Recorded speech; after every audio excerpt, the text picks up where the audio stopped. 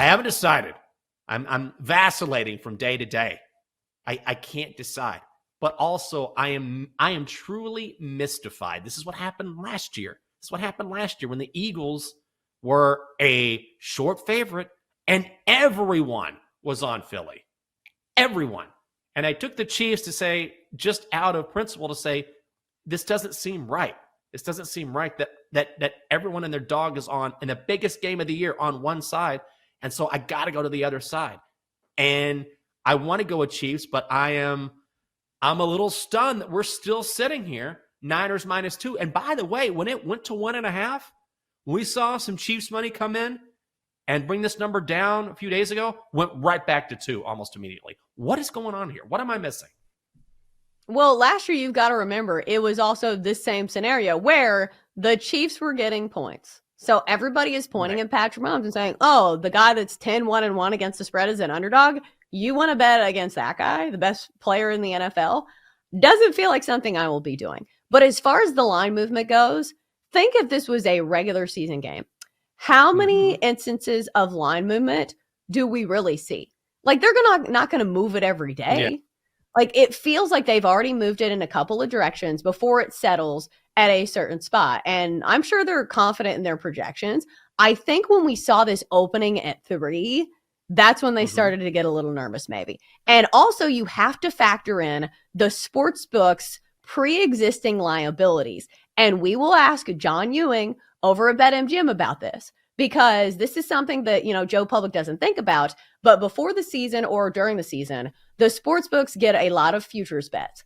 And, if it's a big bet on the Niners, where if the Niners win the Super Bowl, they are paying out at way longer odds, that goes into it too. So maybe we'll have to ask him about that. But I don't see this line moving much more. It's already moved a lot.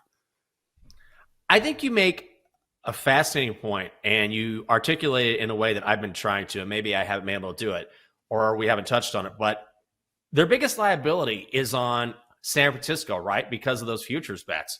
So maybe they're setting this line to attract Chiefs money because they want all of that Chiefs money to counterbalance their liability on the Niners. You're just saying, why is the line moving? Because people will obviously bet the Chiefs when you're getting Patrick Mahomes as a dog, which at the end of the day ends up being as some sort of hedge for the book. That way, if the Chiefs win, all of a sudden that Niners liability goes out the window. Yeah, and here's what rookie bettors probably don't realize. And if you're just tuning into our show this week, here's what's going on. One would think, oh, you were simply picking a winner. And you say, okay, here's who they think is the favorites. That's why you have to read into the lines so much. It's almost like a grade school girl looking at a text from her crush and saying, it said, hey. Do you think he's saying, hey, or hey? Like, we're reading into all these things, and it's way more than just on the surface. So these are things we're going to be looking into throughout the week, but so much goes into it. The liabilities, what the sports books are rooting for. So just know that it is simply not picking a winner and saying, okay, the sports books think the Niners are the better team. Sometimes that's not the case. It's interesting too, Chelsa, is that we're giving the Kansas City receivers, and they do deserve credit, they've been better for not dropping so many passes.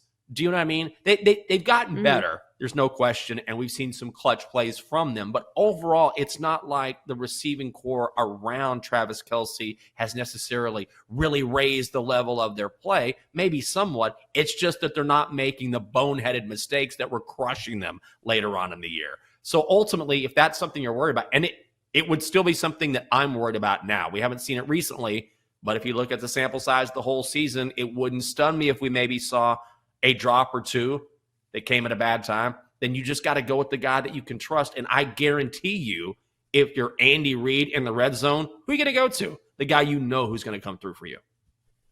Yeah, and I think the reason we're not seeing the drops is because the targets have been to 2 guys. Travis Kelce and Rashee Rice combined for 20 targets last game.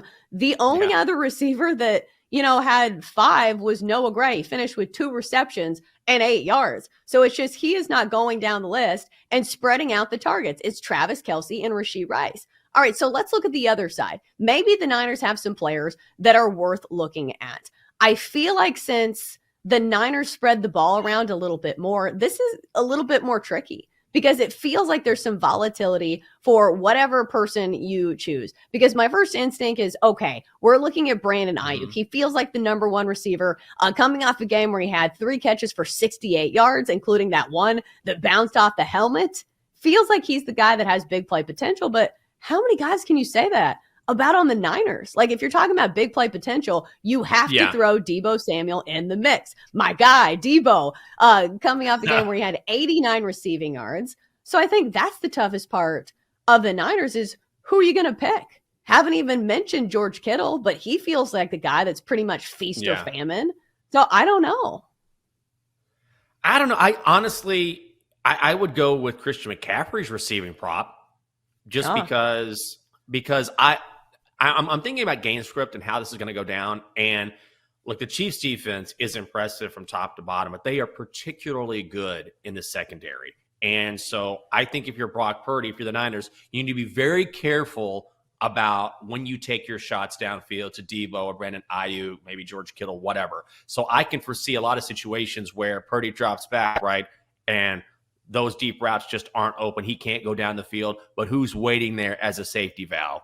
It's Christian McCaffrey. And also, besides that, I can absolutely see the Niners, scheming plays for Christian McCaffrey anyway to get the ball in his hands. And then you can see Brock Purdy checking down to him if those deep routes aren't open. Jenks, you mentioned the national anthem. This is something you bet on every year?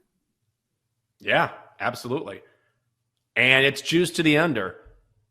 But I believe this is the highest opening number for a national anthem in Super Bowl history. So it's juiced to the under -130. However, you've got Reba McEntire singing the national anthem, correct? And if you know anything about Reba can stretch out a note.